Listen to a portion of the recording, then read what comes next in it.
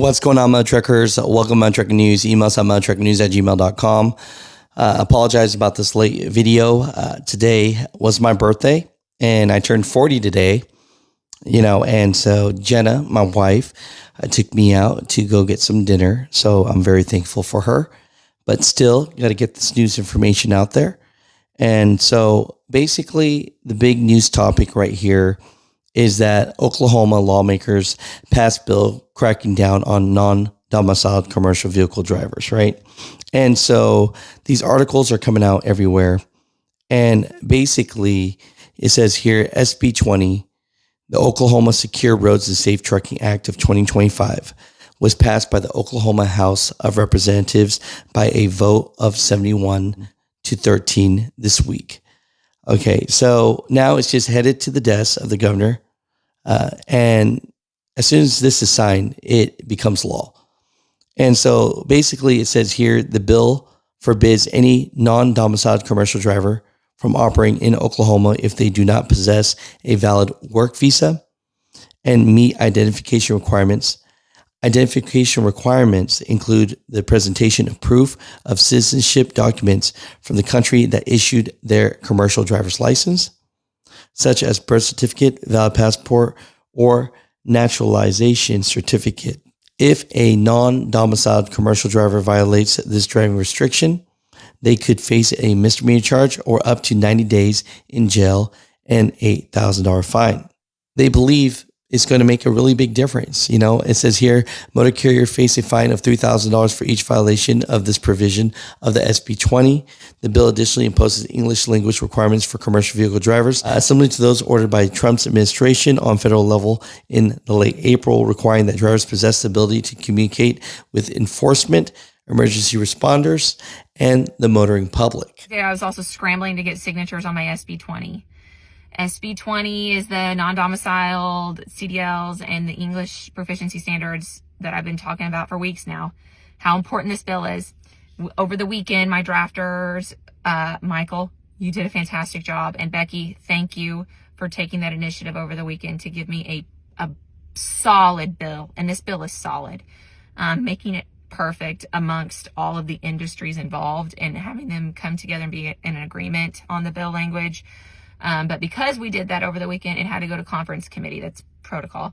But sometimes they say bills go to die in conference, and we did not want that to happen. So I was scrambling hard on Tuesday to get signatures and get that thing back out of conference, and the same in the House. Representative Wilk did a great job at making sure it got out of conference with all the signatures needed, and it happened. We got them all out. We got the bill back ready to go on the agenda. So Wednesday morning, of course, you wake up and you just expect it to be on the agenda, and it's not there. So I was pretty bummed Wednesday morning going to the Capitol, not seeing SB 20 on there. But I left it in God's hands. We had devotion that morning in prayer with the governor. We do that. And then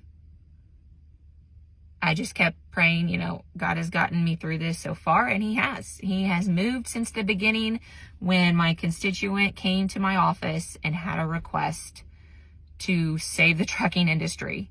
Stevens Trucking came and said, we have to do something now. And I said, I will do everything I can. And my leadership was involved and was ready to help. And so I started making phone calls, and I've made connections with people in American Truckers United in Arkansas. Lots of trucking industries, of course, in Oklahoma on board now. This has been a God thing since the beginning. And you just have to remind yourself, Kendall, when you do not rely on God fully first, doesn't mean you don't do the work, but when you just start trying to take it into your hands, and you get caught up in that up at the Capitol a lot. What can I do? What else can I do to get something done?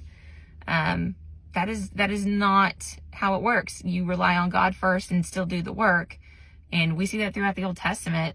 And now I'm getting preachy on you, but it's just a good reminder. And, every time a leader in the Old Testament, Joshua or Moses or David, any king, that did not fully rely on God and started leaning on his own strengths, that is when failure came or punishment came.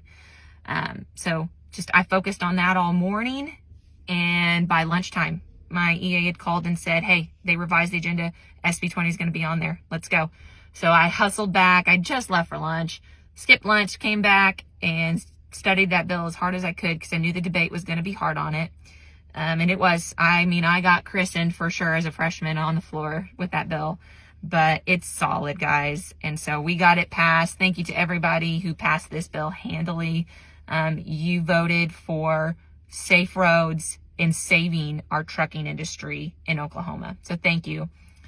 That means Thursday it went on the agenda for the House. Thank you, leadership in the House too. I mean, this bill has been harmonious in both chambers and with the executive branch. That does not happen very often, but this has been a priority bill since the get-go. And it's been awesome to be carrying such a important, vital piece of legislation and to have both chambers unanimously prioritized on it. It was awesome. So it passed in the House. No debate at all. Wilt got away with it easy, but it's waiting for the governor to sign, and he told me he's ready to sign it. So be looking for that today, hopefully. The bill established fines of $1,000 for drivers and $3,000 for carriers for each language-related violation. So a little bit about this right here, right? So, I interviewed the American Truckers United, Shannon and Harvey, and I've had them on the show. And basically, they were trying to do this in Arkansas. And when they tried to do this, the bill got withdrawn. And so, interesting enough, a truck driver, that from this, the Senator Kendall says here, SB 20 passes with a strong approval. Thanks to Wilk for State House HD 20 for carrying this piece of legislation in the House today. All that's left is Governor Kevin's signature. I appreciate American Truckers United leader Shannon Everett for all his efforts and prayers with this bill. And thank you to my very own constituent, Stevens Trucking, and Cole Stevens for asking me to help. So that's the trucking company and truck driver that asked for help. All his research and starting the conversation of this epidemic throughout the trucking world. And it says here, the future of our truck industry looks very bright.